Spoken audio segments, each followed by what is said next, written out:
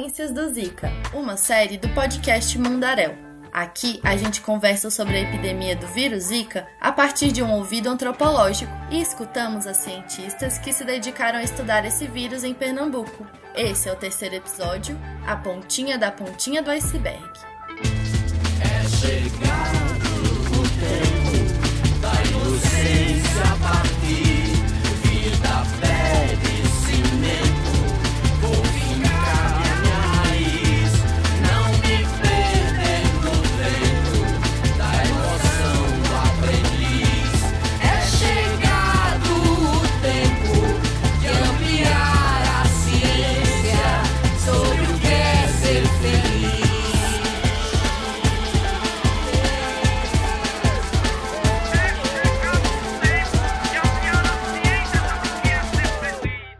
Eu sou a Irene do Planalto e nesse episódio recebemos a Laura Coutinho, estudante de graduação em Antropologia na Universidade de Brasília.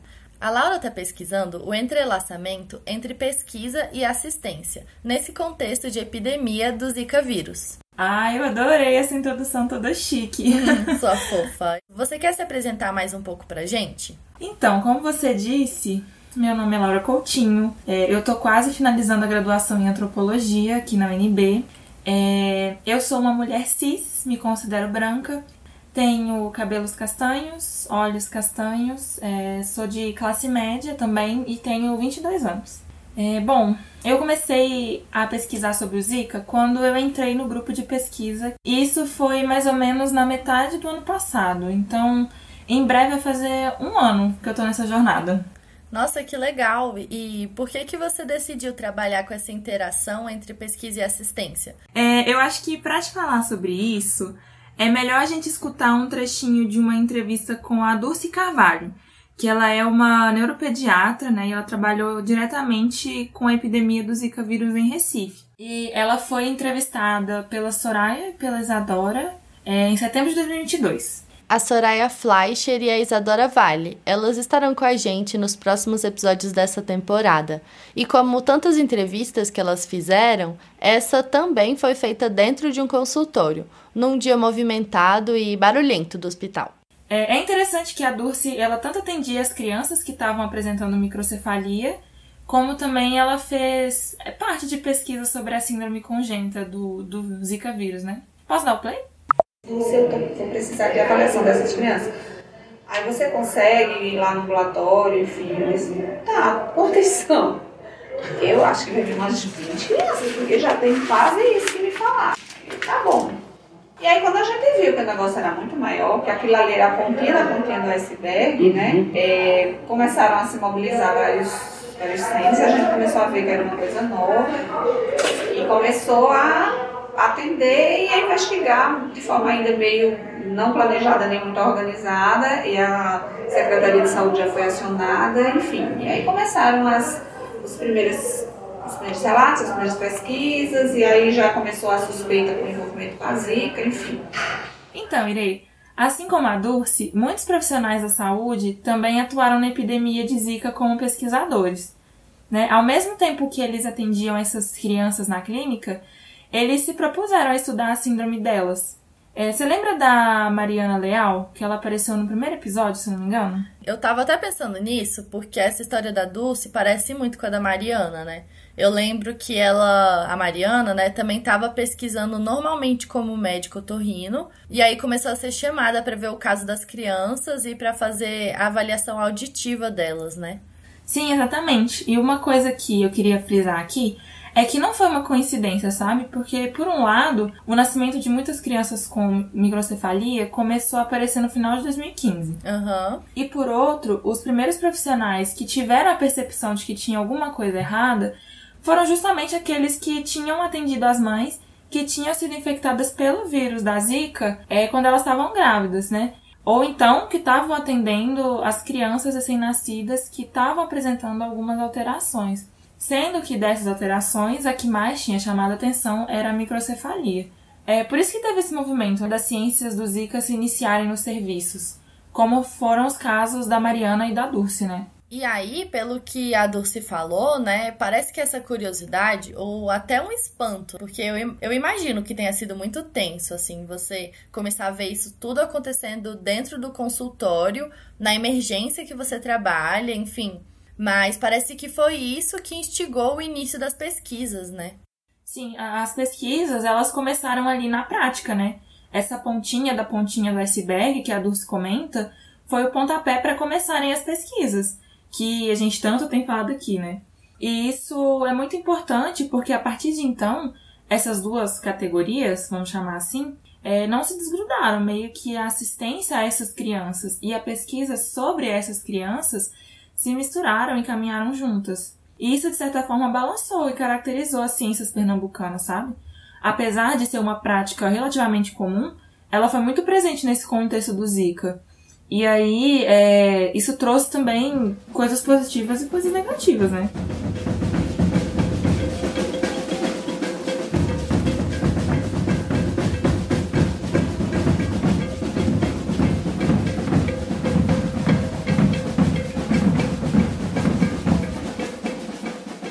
Aposto que você tá querendo trazer outros depoimentos, né? Eu quero alguns, Irei. Pode dar o play aí, então. É interessante você ter a assistência junto com a pesquisa. Mas aí tem dois aspectos, tem os prós e os contras. É interessante porque você, na assistência, vai gerar perguntas e pesquisas que tenha a ver com aquilo que você está trabalhando, né? Com aquela região, com aquele local. Então, isso ajuda. O problema é questão do tempo, né? Você estando o contra, né? Você estando trabalhando nos dois, aí acaba você não tendo muito tempo para se dedicar à pesquisa. Então, Irei, esse é o Alex Holland. Ele é ginecologista e obstetra e ele trabalha em um dos grandes hospitais do Recife que fez atendimento e pesquisa com crianças com a síndrome congênita do Zika vírus.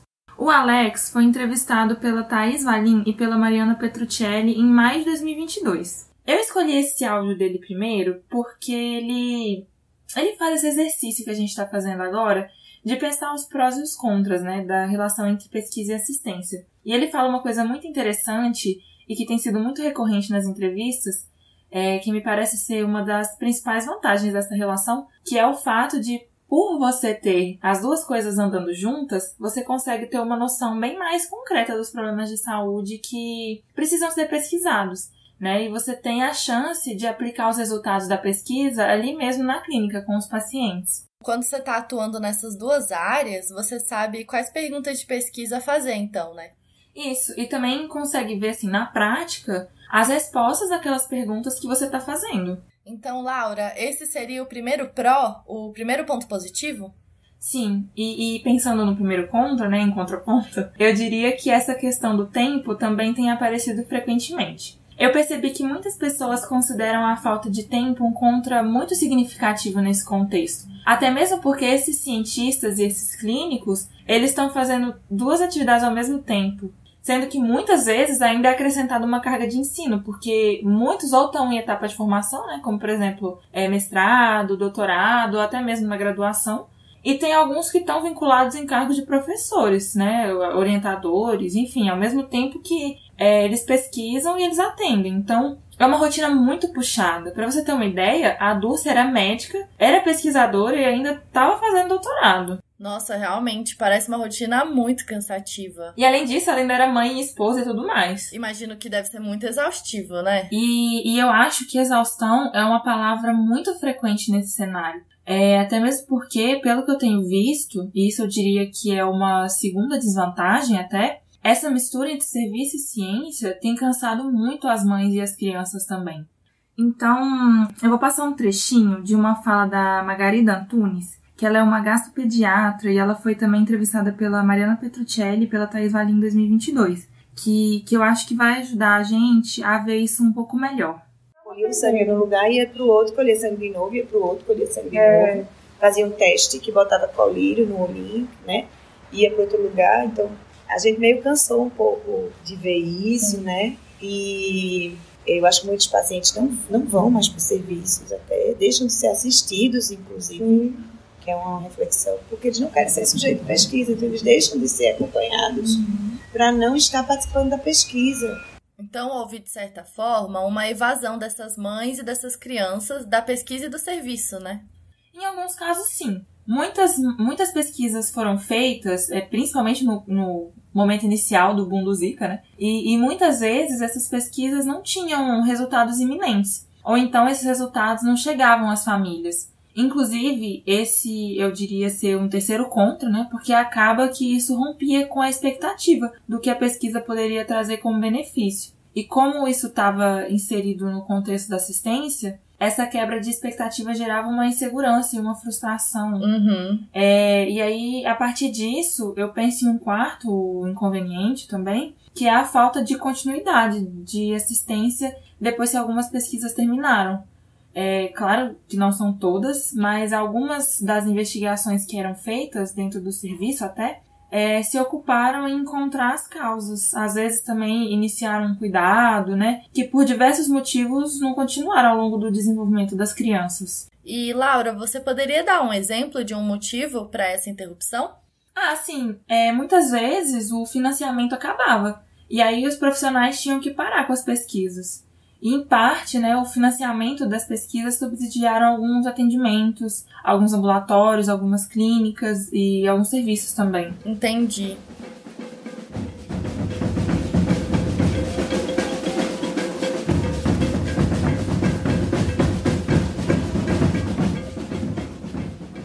Mas, apesar disso, essa relação entre pesquisa e assistência também tem mais algumas vantagens, né? Eu só falei uma, mas tem outras. Tipo quais? Assim, vamos escutar um trechinho da entrevista da Georgia de Paula, que foi conduzida em maio de 2022 pela Thaís e pela Mariana. No primeiro episódio da série, ela também estava dialogando com a gente. Eu não sei se você lembra. Eu lembro, sim. Então, e assim como a Margarida, ela também é gastropediatra. Ela atendeu muita criança com os efeitos do vírus Zika e na época ela estava fazendo o mestrado dela. Eu já peguei uma fase da pesquisa, na verdade, com elas, que elas já estavam começando a se abusar de serem pesquisadas, sabe? Eu peguei no começo, quando as pesquisas surgiram, né? As mães gostavam e, inclusive, assim, de fato, foi uma forma de elas terem acesso a muitos serviços, né? Que elas não teriam facilmente, né? Você vê... não só os que eles diretamente precisavam, como fono, físio, né, toda a reabilitação, mas principalmente também outras, assim, um otorrino, que não é uma coisa fácil de marcar, enfim. Então, ao mesmo tempo que essa relação entre pesquisa e a assistência cansou as mães e as crianças, e de uma certa forma até afastou algumas delas, né, desses dois eixos, essa relação, ela também dava uma oportunidade de acesso aos serviços de saúde, né? Exatamente. E essa é uma outra grande vantagem, né, que foi muito comentada durante as entrevistas. Porque muitos profissionais contaram que, por eles estarem fazendo pesquisas clínicas, né, essas pessoas tinham acesso a uma quantidade de especialidades que elas não conseguiriam. Ou então que elas teriam muita dificuldade para conseguir diretamente ficando na fila do SUS. Então, elas tinham acesso facilitado e muitas vezes elas tinham também acesso a vários profissionais de uma vez só, né? Como era o caso dos mutirões, por exemplo, que eram dias específicos que vários profissionais diferentes se juntavam em um só lugar para atender as crianças e normalmente eles também coletavam dados para pesquisa. Mas, enfim, tinha uma certa multidisciplinaridade no atendimento delas, né? O que também é visto como um ponto positivo pelas famílias e pelos pesquisadores também.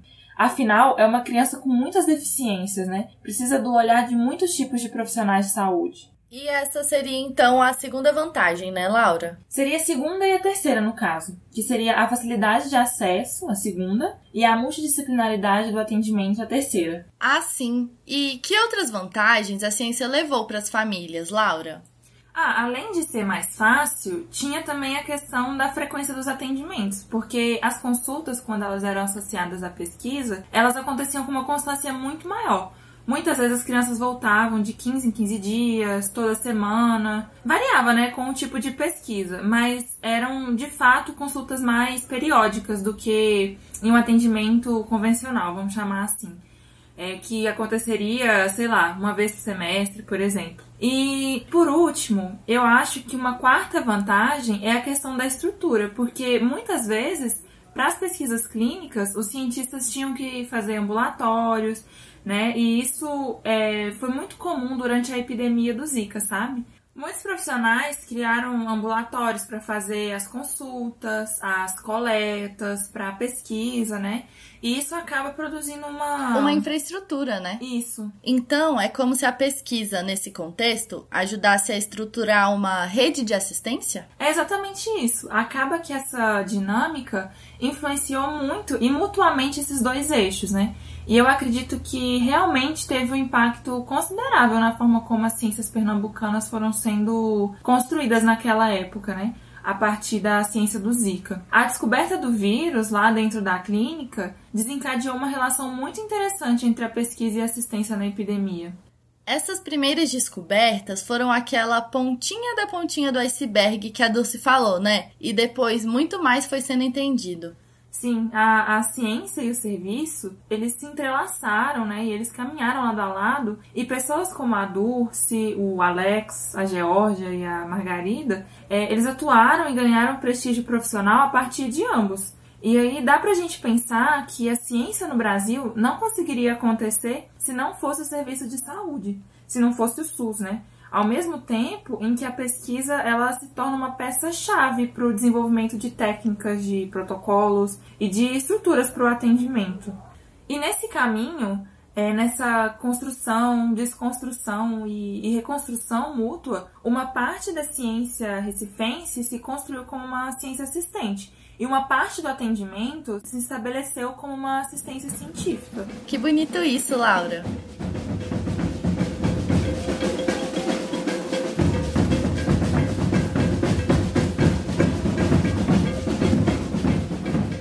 Laura, antes da gente encerrar o episódio, eu queria pedir para você relembrar, então, quais são os prós e quais são os contras disso que você chama de pesquisa-assistência. Claro, eu vou começar pelas desvantagens, tá?